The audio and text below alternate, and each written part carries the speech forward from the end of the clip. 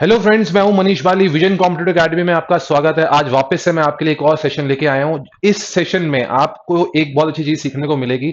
इस जो हमारा आज का जो सेशन है, जो हमारा टॉपिक रहेगा, वो रहेगा हमारा सिलॉजिज्म। बहुत बच्चों को इस टॉपिक में प्रॉब्लम रहती है। हिंदी में इसे कहते हैं न्याय निगमन।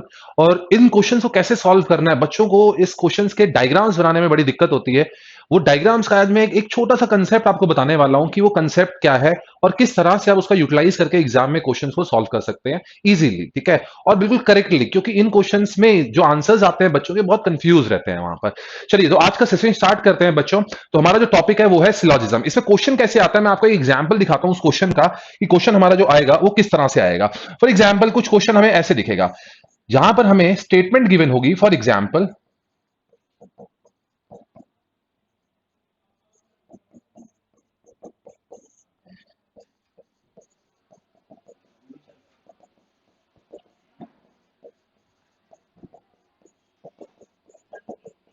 यहां पर आप देख रहे होंगे हमारे पास में तीन स्टेटमेंट्स हैं। तीन स्टेटमेंट्स क्या हैं? Some A are B, some B are C, some C are D.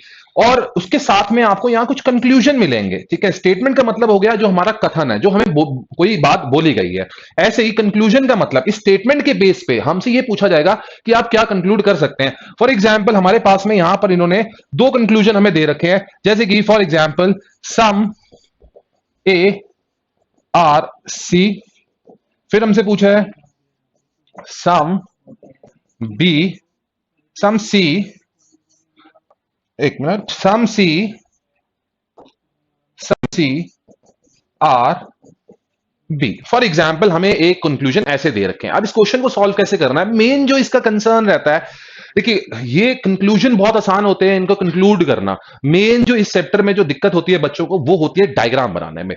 अब देखिए, डायग्राम हमारे पास दो तरह के डायग्राम्स होते हैं। मैं आपको उसको बिल्कुल सिंपल वे में बताता हूं। एक हमारे पास होता है डायरेक्ट रिलेशन डायग्राम और एक होता है इनडायरेक्ट रिलेशन डायग्राम। बच्चे जो होते हैं, बच्चे क्या करते हैं, बच्चे डायरेक्ट रिलेशन डायग्राम का तो जो डायग्राम है वो इजीली बना लेते हैं, ठीक है, उनको उसमें दिक्कत नहीं होती है। बस दिक्कत कहां होती है, जो इनडायरेक्ट रिलेशन डायग्राम, जो सेकंड डायग्राम बोला था सिलॉजिज्म ने, वो बनाने में बच्चों को दिक्कत होती है। अब वो सेकंड डायग्राम क्या है, आज की सेशन में मैं आपको वही बताने वाला हूं। मैं आपको पहला डायरेक्ट डायग्राम भी बताऊंगा, डायरेक्ट रिलेशन डायग्राम भी बताऊंगा और इनडायरेक्ट रिलेशन डायग्राम भी बनाऊंगा, आपको उसको कैसे बनाना है। तो देखिए, यहां पर सबसे पहले इस क्वेश्चन को सॉल्व करने, वो डायग्राम्स जो होते हैं, वो डायग्राम्स किस कंसेप्ट पे चलते हैं, वो चलते हैं हमारे वेन डायग्राम के कंसेप्ट पे।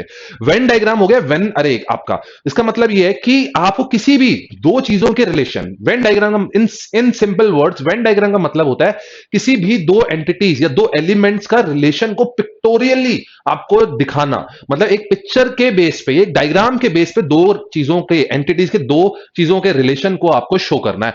अब यहां पर पूरे सिलॉजिज्म चैप्टर में तीन आपके पास में मेन चीजें रहती हैं, जो तीन मेन चीजें जिसके डायग्राम्स आपको पता होने बहुत जरूरी हैं। जैसे कि मैं आपको अभी एक इन शॉर्ट बता देता हूं। ऑल, एक हमारे पास ऑल, ये क्वांटिफायर्स इनको बोला जाता है, क्वांटिफायर्स। ऑल, सम और एक है हमारे पास नो। ये तीन ही है, ये इन क्वेश्चंस में आपको तीन ही दिखेंगे। अभी आपको सारे सम दिख रहे होंगे। ये कुछ क्वेश्चंस आएंगे जिसमें वहां पर ऑल भी आ जाएगा, नो भी आ जाएगा, ठीक है। अब इनका, इनके अपने, सबके अपने अपने डायग्राम्स हैं। देखिए, ऑल का डायग्राम जो होता है कुछ इस तरीके से होता है, ठीक है।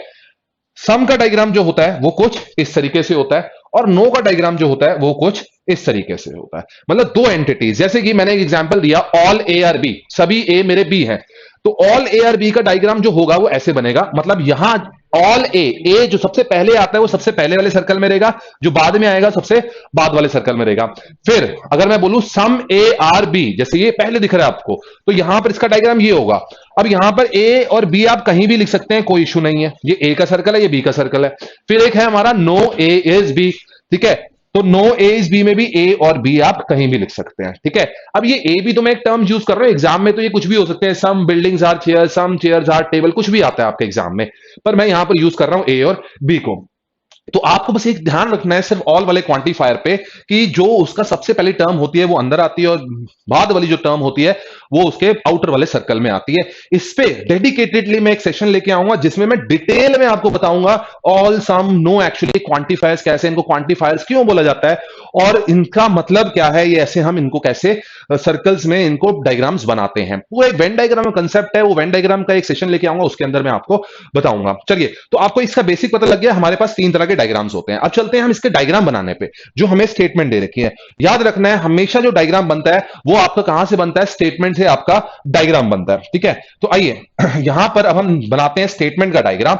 जैसे मैंने सेशन स्टार्ट होने से पहले आपको बताया था, हमारे पास दो तरह के डायग्राम्स होते हैं, एक होता है डायरेक्ट, एक होता है इनडायरेक्ट। सबसे पहला जो है मैं आपको यहां पर बना के दिखा रहा हूं कि डायरेक्ट डायग्राम, ये देखिए डायरेक्ट डायग्राम आपको बना के दिखाऊंगा। यहां पर डायरेक्ट रिलेशन डायग्राम कैसे बनता है। सम ए आर बी, बच्चों सम का क्या है, दो सर्कल जो है ओवरलैप कर रहे हैं, तो मैं ऐसे बना सकता हूं, अभी मैंने आपको बताया था सम ए आर बी बन गया हमारा ये। आगे चलते हैं, सम बी आर सी। अब कुछ बच्चे क्या करते हैं, बी अलग सी अलग बना देते हैं, नहीं, इसी बी का यूज करना है आपने। इन्होंने बोला सम ए आर बी, आगे बोला सम बी आर सी, इसी बी का यूज करोगे और ऐसा एक सर्कल बना दोगे, क्योंकि सम का सर्कल ये देखो ना, सम बी आर सी, दो सर्कल आपस में ओवरलैप कर रहे हैं। नेक्स्ट, फिर आगे वापस से कंटिन्यू हो रहा है सम सी आर डी और सम सी आर डी। जैसे मैंने बताया था कि बच्चों को ये डायरेक्ट रिलेशन डायग्राम बनाने में इतनी मुश्किल नहीं होती है, तो देखिए एक सिंपल सा ये बन गया। तीन तरह के डायग्राम है, ऑल जो होता है वो एक सर्कल के अंदर एक सर्कल होता है, सम जो होता है ओवरलैप करता है, नो अलग अलग होते हैं। सिंपल, आपको ये कंसेप्ट याद रखना है। तो देखिए डायरेक्ट तो हमने सीधा सीधा डायग्राम बना लिया इसका। अब जो बच्चों को दिक्कत आती है वो आती है इनडायरेक्ट रिलेशन डायग्राम में, और यही इसका हमारा क्या है, मेन है एक्चुअली। अब इनडायरेक्ट डायग्राम बच्चों इसको समझना आप, ये बहुत इंपॉर्टेंट है। देखिए तो यहां पर हमने क्या किया, मैंने ए को बी से जोड़ा, बी को सी से जोड़ा, सी को डी से जोड़ा, जैसे इन्होंने मुझे बोला। पर क्या इन्होंने कहीं ये मना किया है कि आप डी को बी से नहीं जोड़ सकते? अब आप सोचेंगे कि मना कैसे करेंगे भाई, वो एक स्टेटमेंट जोड़ देंगे यहां पर, वो लिख देंगे नो डी इज बी, मतलब डी और बी को अलग अलग रखना है आपने। क्या ऐसी कोई स्टेटमेंट दिख रही है आपको? क्या उन्होंने यहां मना किया है? नहीं किया ना। तो एक पॉसिबिलिटी जनरेट होती है कि ये यहां डी और बी आपस में क्या हो सकते हैं, आपस में जुड़ भी सकते हैं। और क्योंकि एक पॉसिबिलिटीज को जब हम जनरेट करते हैं, उसी की वजह से हम यहां पर क्या बनाते हैं, इनडायरेक्ट रिलेशन डायग्राम बनाते हैं। ठीक है, तो देखिए इनडायरेक्ट रिलेशन डायग्राम बनाने का, जैसे कि यहां डी बी से जुड़ सकता था, भाई सी ए से भी जुड़ सकता है, ए डी से भी जुड़ सकता है, कितनी सारी पॉसिबिलिटीज है मेरे पास में। अब इतनी सारी पॉसिबिलिटीज का एक डायग्राम, हमें एक ही डायग्राम बनाना है, वो कैसे बनाना है, वो ही इनडायरेक्ट है। अब वो करना क्या है, सबसे पहले स्टेप में सबसे पहले स्टेटमेंट का डायग्राम बनाइए आप। इनडायरेक्ट डायग्राम बना रहा हूं मैं, सम ए आर बी, तो यहां पर मैंने सम ए आर बी मैंने यहां पर बना दिया, करेक्ट। ओके, अब आपको क्या सोचना, देखिए भाई इन दोनों को कंपेयर करो आप, ए आ गया, बी आ गया। अब अगला कौन सा सर्कल आएगा, किसका सर्कल आना है ना, क्योंकि क्वेश्चन तो वही है ना, सी। अब आना है सी का सर्कल। अब आप खुद सोचो, जो नहीं आया अभी उसे छोड़ दे रहे हैं, डी को बाद में बात करेंगे, अभी हम एक एक करके कर रहे हैं। ए आ गया, बी आ गया, अब अगला क्या है हमारा, सी। भाई सी जो है बी से तो देखो आप जुड़ेगा ही जुड़ेगा ना, वो बोल रहे सम बी आर सी, मतलब उनको जोड़ के रखना है आपने। ठीक है, तो सी जो है बी से तो जुड़ेगा, पर वो एक पॉसिबिलिटी और है, वो किससे जुड़ सकता है बच्चों, ए से भी तो जुड़ सकता है यहां पर। तो ये पॉसिबिलिटी हमें पता लग गई कि बी से भी जुड़ सकता है, बी से तो जुड़ेगा जुड़ेगा, और ए से भी जुड़ सकता है। हम यहां पर क्या करेंगे, उस सी के सर्कल को मैं यहां पर थोड़ा सा इसको ऊपर लिख देता हूं, ठीक है, कि आपको ये क्लियरली डायग्राम दिख जाए। ये इनडायरेक्ट डायग्राम का बना रहा हूं मैं, ये नीचे वाला इनडायरेक्ट है। ठीक है, अब यहां पर आपको सी का जो सर्कल है वो एक साथ जोड़ना है आपने, क्योंकि भाई वो देखो आपने बी से भी जोड़ दिया और हमने इसको ए से भी जोड़ दिया। ये पॉसिबिलिटी वाली चीज है, यहां पॉसिबिलिटी, इनडायरेक्ट रिलेशन डायग्राम बनता ही पॉसिबिलिटीज के लिए। ठीक है, तो बच्चों ए भी आ गया, बी भी आ गया, सी भी आ गया, अब हमारा क्या आने वाला है, डी आने वाला है। भाई डी किस किस से जुड़ सकता है, आपको ये सोचना है। डी एक तो सी से तो जुड़ेगा ही जुड़ेगा, दिख रहा है आपको, जो ऊपर दिख रहा है जुड़े हुए, वो जुड़ेगा ही जुड़ेगा। डी सी से तो जुड़ेगा, अब और किससे जुड़ सकता है, वो ए से भी जुड़ सकता है, और किससे जुड़ सकता है, बी से भी जुड़ सकता है। इन शॉर्ट वो डी सी से जुड़ेगा, बी से भी जुड़ जाएगा, और किससे जुड़ जाएगा, ए से। एक ऐसा सर्कल बनाओ, जस्ट इनको ओवरलैप कर दो और डी को वहां पर आप बना दो। तो ये देखिए बच्चों, ये है हमारा डायरेक्ट और ये है इनडायरेक्ट। सबसे ज्यादा प्रॉब्लम बच्चों को इनडायरेक्ट में आती है। ये एक इंट्रोडक्टरी सेशन है जिसको मैं ले रहा हूं अभी आपके लिए। ठीक है, इंट्रोडक्टरी इसलिए कि मैं बस अभी बता रहा हूं, आपको ग्लिम्स दे रहा हूं कि चीजें चलती कैसे हैं। ये इन डेप्थ जब मैं इसका एक सेशन पूरा लेके आऊंगा, तो इन डेप्थ में आपको समझाऊंगा कि ये क्वेश्चंस कैसे सॉल्व होते हैं। चलिए, इसके हमने ये देख लिया कि दोनों डायग्राम्स बनते कैसे हैं, डायरेक्ट और इनडायरेक्ट। अब इसका आंसर कैसे निकालना है, बड़ा सिंपल है। देखिए सम का मतलब क्या है, जो सम का डायग्राम मैंने आपको बताया था, सम के कंक्लूजन को हम कैसे देखते हैं।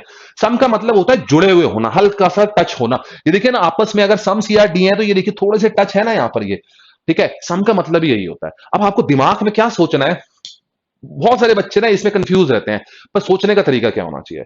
सम ए आर सी है आपके पास में, तो सम ए आर सी में आप ये सोचिए, ये आपसे पूछ रहे हैं, कंक्लूड करने के लिए कह रहे हैं कि ऐसा है। ये कह रहे हैं कि आप ये बताइए कि ए और सी के सर्कल जुड़े हुए हैं आपके डायग्राम्स में या नहीं जुड़े हैं। तो देखिए मैं यहां पर एक टेबल बना देता हूं आपके लिए।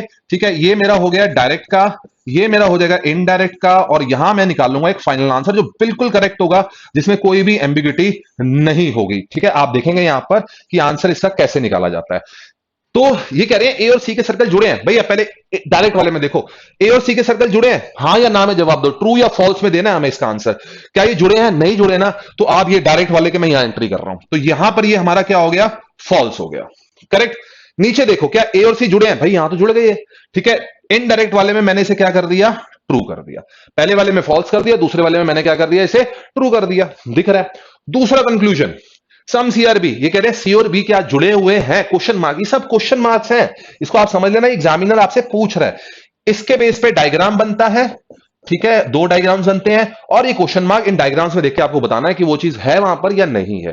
तो सेकंड अगर हम देखें सम सी आर बी, तो यहां पर अगर हम देखेंगे, कह रहे हैं सी और बी जुड़े हैं, ये देखो यहां देखो बच्चों, यहां जुड़े हुए हैं ये, ठीक है। अब जुड़े हुए हैं तो ट्रू कर दोगे, नहीं जुड़े तो फॉल्स कर देना, सिंपल सा ऐसे सोचना है आपने, और कुछ नहीं सोचना, ठीक है। तो देखो यहां पर ये जुड़े हुए हैं, तो हम इसे क्या कर देंगे, ट्रू कर देंगे। और इधर आप देखो यहां पर, क्या सी और बी जुड़े हैं, बिल्कुल, इधर भी आपको जुड़े हुए दिख रहे हैं, तो यहां पर भी ये क्या हो जाएगा, ट्रू हो जाएगा यहां पर। अब बात आती है कि एग्जाम में इसका आंसर क्या करना है, भाई हमारे पास तो दो टेबल आ गए, तभी ये फाइनल, ये जो है थर्ड कॉलम, ये मेरा फाइनल का है। अब फाइनल के लिए आपको, यहां पर फाइनल के लिए आपको करना क्या है कि दोनों में ये चीज जो है ट्रू होनी बहुत जरूरी है। मतलब ये पहला conclusion some A are B इस वाले डायग्राम में भी सही होना चाहिए और इस वाले डायग्राम में भी होना चाहिए, तभी वो ट्रू कहलाएगा। एक जगह वो फॉल्स है, एक जगह वो ट्रू है, तो आप यहां कंफ्यूज स्टेट में हो, आप ये बता नहीं पा रहे कि वो होगा या नहीं होगा, ठीक है। तो जब कंफ्यूज स्टेट में, रीजनिंग लॉजिज्म चैप्टर ही इसलिए है कि यहां हम कंक्लूड करते हैं, एक बिल्कुल फुल प्रूफ जो चीज है वो बताते हैं। तो आप यहां देखिए, एक आपका फॉल्स है, एक आपका क्या है, ट्रू है। कभी भी एक कोई भी डायग्राम में एक चीज फॉल्स हो जाए, चाहे ऊपर वाले में हो जाए चाहे नीचे वाले में हो जाए, तो वो आपकी क्या होती है, डायरेक्टली क्या होती है, फॉल्स मानी जाती है आपके यहां पर, ठीक है। और अगर हम यहां देखें डायरेक्ट और इनडायरेक्ट को अगर हम देखें, ठीक है, सेकेंड वाले कंक्लूजन जो पूछा क्या गया था, सम सी आर बी हमसे पूछा गया था, और देखो सम सी आर बी जो था, सी और बी इसमें भी जुड़े हुए थे, और सी और बी हमारे किसमें, इसमें भी हमारे यहां पर ये जुड़े हुए थे। जब ये दोनों हमारे जुड़े हुए हैं, इसमें भी जुड़े थे इसमें भी जुड़े थे, और दोनों में ये ट्रू आया था, तो भाई हम कंफर्मली ये बोल सकते हैं कि ये वाला इसमें भी सही था और ये वाला हमारा किसमें, इसमें भी यहां पर क्या है, ये सही है। तो जब दोनों में ये ट्रू है, तो फाइनली ये जो हो जाएगा, ये आपका क्या हो जाएगा, ट्रू हो जाएगा, ठीक है। तो देखिए ये दोनों ट्रू थे तो ट्रू हो गया, फॉल्स ट्रू फॉल्स हो गया। अब यहां पर आपको ये पता लग गया, इसका फाइनल आंसर आ गया। फाइनल आंसर क्या कह रहा है, फाइनल आंसर ये कह रहा है कि अगर हम यहां देखें, ये हमारा बी था, ये कह रहा है कि ये पहला वाला जो है, इसको मैं एक मिनट हटा देता हूं कंक्लूजन को, ये कह रहा है पहला वाला जो है ये तो आपका फॉल्स आया है और ये आपका क्या आया है, ट्रू आया है। इस स्टेट को जब हम ऐसे इस क्वेश्चन को ऐसे सॉल्व कर लेते हैं, और ज्यादा टाइम नहीं लगेगा आपको, फटाफट सिर्फ प्रैक्टिस चाहिए, कंसेप्ट क्लियर है आपका तो आपको टाइम नहीं लगेगा इन क्वेश्चंस के अंदर, और फुल प्रूव आंसर आएगा उसका, फुल प्रूव, एक परसेंट की भी वहां पर चांस नहीं है कि आप गलत कर पाओ उस क्वेश्चन को। तो अगर हम यहां देखें तो एक फॉल्स आया, एक हमारा ट्रू आया। अब इसका एग्जाम में ऑप्शन कैसे आएंगे, वहां पर एक वर्ड यूज होता है फॉलोज, मतलब ओनली फर्स्ट फॉलोज, मतलब वो किसके बारे में बात कर रहे हैं, वो ऑप्शंस वो हमारे किसके बारे में बात कर रहे हैं, वो हमारे इन कंक्लूजन्स के बारे में बात कर रहे हैं। अब जैसे कि इसके एग्जांपल में देता हूं, सबसे पहला ऑप्शन होगा ओनली फर्स्ट फॉलोज, दूसरा ऑप्शन होगा ओनली सेकंड फॉलोज, तीसरा ऑप्शन होगा फर्स्ट एंड सेकंड फॉलोज, ठीक है, और थर्ड ऑप्शन होगा नन फॉलोज फॉर एग्जाम्पल, और फोर्थ ऑप्शन होगा नन फॉलोज, ठीक है। फॉलोज का मतलब यह है कि ये जो है ओनली फर्स्ट फॉलो का मतलब यह है कि सिर्फ पहला वाला जो है वो आपका सही है। फिर आएगा ओनली सेकंड फॉलो, वही हमारा आंसर अगर आपको देख रहे होंगे, वो कह रहे हैं कि सिर्फ दूसरे वाला जो है हमारा वो क्या है, सही है। तो आप यहां देखेंगे तो इसका जो हम आंसर करेंगे, इसका जो आंसर हमारा करेक्ट आंसर जो जाएगा बच्चों, वो हमारा क्या जाएगा, only second follows, only second follows, केवल दूसरा निष्कर्ष हमारा यहां पर क्या है, सही है, ठीक है। और वो कहते हैं, वो ऐसे भी कह सकते हैं अगर ये दोनों ट्रू होते, ये भी ट्रू होता ये भी ट्रू होता, तो हम उसको कहते फर्स्ट एंड सेकंड फॉलोज, और दोनों अगर फॉल्स होते तब हम उसे क्या कहते, नन फॉलोज, कोई भी निष्कर्ष हमारा जो है सही यहां पर नहीं है। तो बच्चों आपको एक होल सोल जो इसका कंसेप्ट था जो मैंने बताया, एक यहां पर एक डायरेक्ट रिलेशन डायग्राम का और एक इनडायरेक्ट रिलेशन डायग्राम का, ये आपको समझ में आना बहुत जरूरी है। ये सिर्फ एक इंट्रोडक्टरी एक सेशन लेके आया था मैं सिलॉजिज्म के लिए। सिलॉजिज्म बहुत बड़ा टॉपिक है, इसमें बहुत और भी बहुत सारे कंसेप्ट हैं, पर जो मेन कंसेप्ट मैंने आपको बताया ये बहुत इंपॉर्टेंट कंसेप्ट है। मैं और भी अभी वीडियो लेके आऊंगा इन डेप्थ डेप्थ इसकी वीडियोस आएंगी आपके आपके लिए, ठीक है, जिसके अंदर मैं इसको इन डेप्थ पूरा डिटेल में बताऊंगा, वेन डायग्राम को इन डेप्थ डिटेल में आपको डिस्कस करूंगा, और आगे सिलॉजिज्म में और कैसे कैसे क्वेश्चंस आते हैं, कैसे कैसे उन क्वेश्चंस को थोड़ा ट्रिकी बनाया जाता है, किस तरह से हम क्वेश्चंस को और अच्छे से सॉल्व कर सकते हैं, तरीके से सॉल्व कर सकते हैं, ठीक है, विदाउट एनी हेजिटेशन और बिना किसी गलती के, ठीक है। तो आई होप स्टूडेंट्स आपको ये सेशन अच्छा लगा होगा, आपको ये जो मैंने कंसेप्ट बताया, आपको ये सिलॉजिज्म का कंसेप्ट समझ में आया होगा। नेक्स्ट आगे मैं और भी सेशंस लेके आऊंगा। Thanks for watching the video. अगर आपको ये वीडियो पसंद आई हो तो प्लीज इस चैनल को सब्सक्राइब करें अगर आपने नहीं किया है, और वीडियो पसंद आई हो तो प्लीज इस वीडियो को लाइक भी करें। Thank you, thanks a lot.